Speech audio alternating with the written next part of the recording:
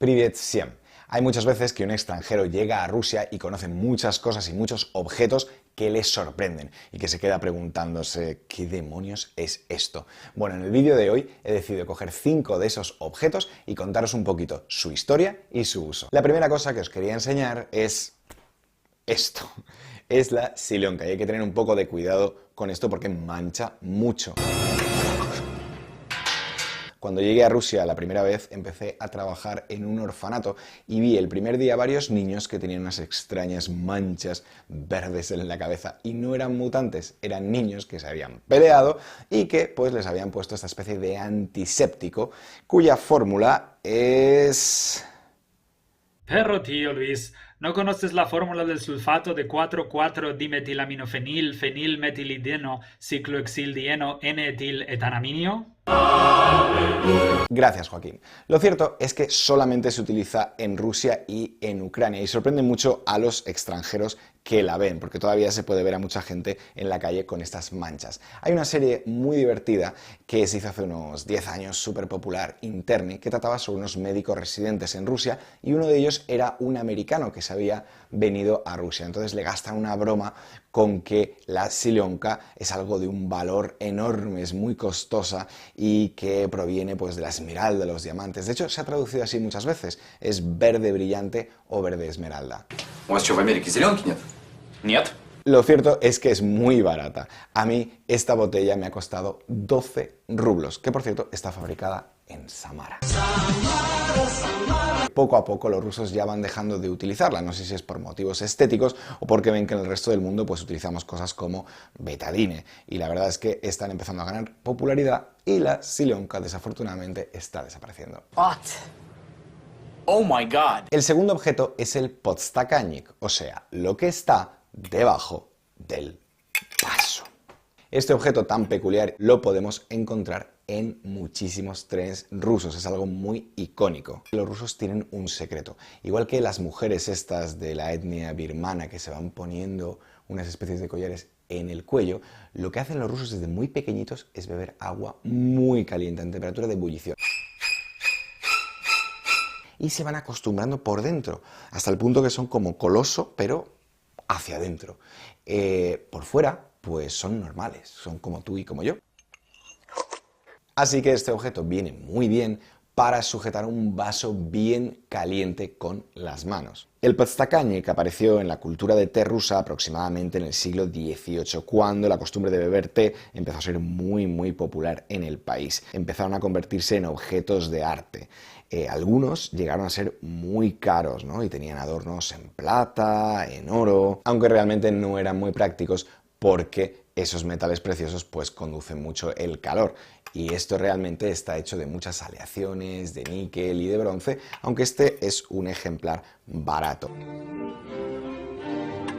Parece que es en 1871 cuando hay una gran fábrica en Moscú que los empieza a popularizar por toda Rusia. Lo interesante de este objeto es que se utiliza sobre los metales una técnica de nielado, que es como poner una especie de esmalte negro, y se van haciendo formas, se van haciendo dibujos, y hay diferentes tipos, hay algunos súper currados, hay un montón de elementos, pueden ser pues en época soviética muchas estrellas, pueden ser zonas, lugares, animales o simplemente motivos tradicionales rusos. El podstakannik está también desapareciendo, pero es un clásico en cualquier tren que cojáis. Si vais a pillar un tren en Rusia, tenéis que comprar un té para sentir lo que es beber tranquilamente en uno de estos mirando por la ventana toda la estepa rusa.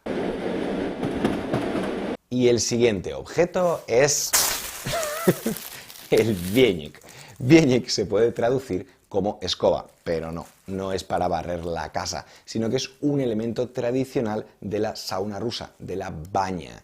Creo que también se encuentra en Finlandia, pero este modelo, que está hecho con hojas de roble, es muy tradicional en Rusia, aunque también se puede hacer con abedul y con piceas. El vienik es un objeto imprescindible en la baña porque tiene varios usos. Primero, es aromático y ayuda como a limpiar los pulmones y el organismo. И способствует выводу токсинов. También sirve para avivar la llama de ese horno que lleva la sauna rusa. Y después para algo muy importante, el masaje ruso.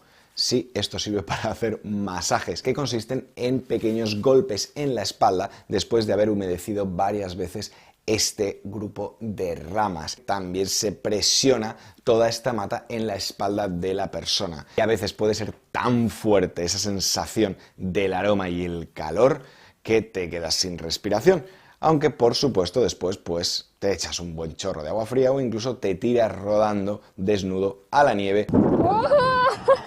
Y la sensación es un shock. Como dicen los rusos, es súper palesna, súper sano, vamos, que si no te mata, pues engorda, así que hay que probarlo.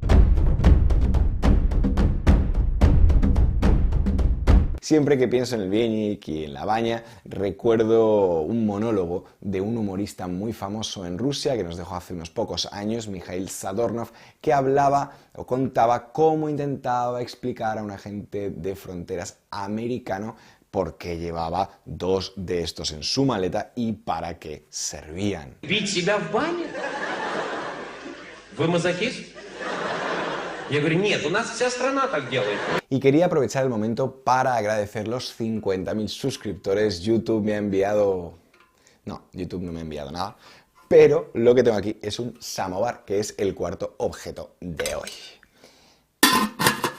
Aquí lo tenemos. Esto más o menos es una reproducción eléctrica, más o menos moderna, de la época soviética, de lo que era un samovar antiguo, que era una pieza muy típica en el siglo XVIII y XIX en muchas casas de Rusia. Aquí iba un tubo donde se ponía carbón o donde se ponía algún tipo de madera o incluso piñas y mantenía toda esta estructura caliente. ¿Para qué? Para tener agua caliente en una mesa o fuera de la casa y después en la mesa durante mucho tiempo. Y aquí arriba se ponía una tetera que se calentaba encima y del que se servían para después ponerse un poco más de agua y así regular lo fuerte que estaba el té, como siguen haciendo hoy en día. Parece que el té llegó a Rusia con los mongoles, que hicieron un papel globalizador extraordinario y trajeron muchas cosas, entre ellas pues eso, la hierba mágica favorita de los rusos desde China. Pero lo que es el samovar, pues parece que tiene incluso miles de años. Se ha encontrado en Azerbaiyán samovares de hace casi 4.000 años, obviamente hechos en arcilla. Este tipo de samovar parece que se empezó a hacer en la región de Sverdlovsk más o menos a mediados del siglo XVIII, aunque normalmente se dice en Rusia que la patria original del samovar es Tula y además está la leyenda de que lo trajo Pedro I de Holanda.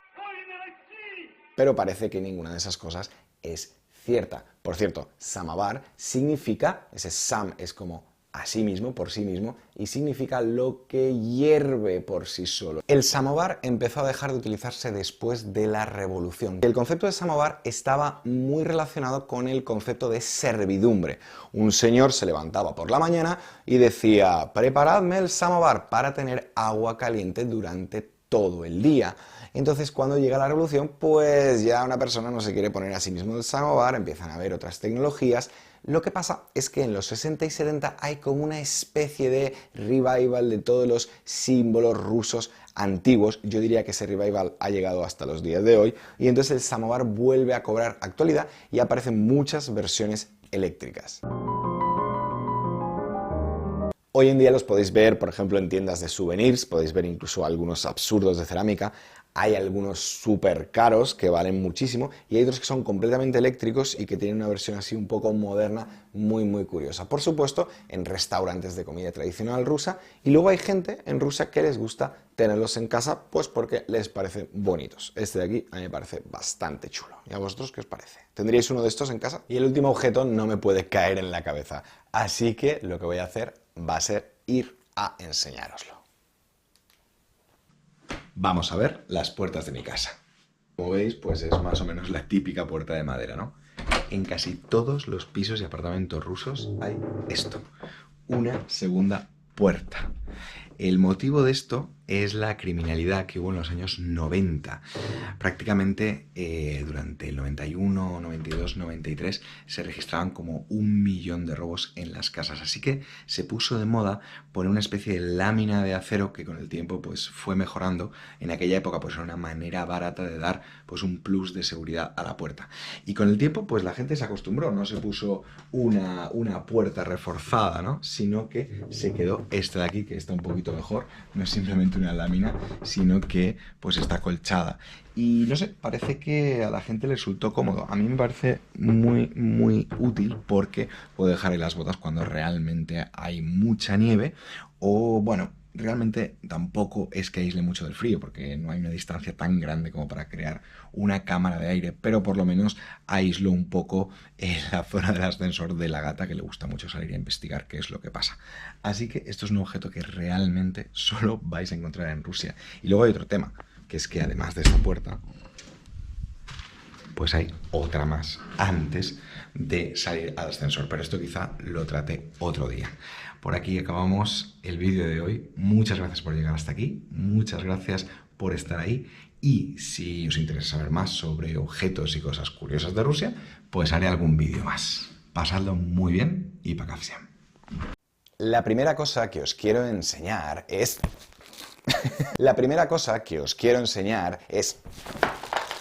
El segundo objeto es el podstakannik, o sea, lo que está debajo del vaso.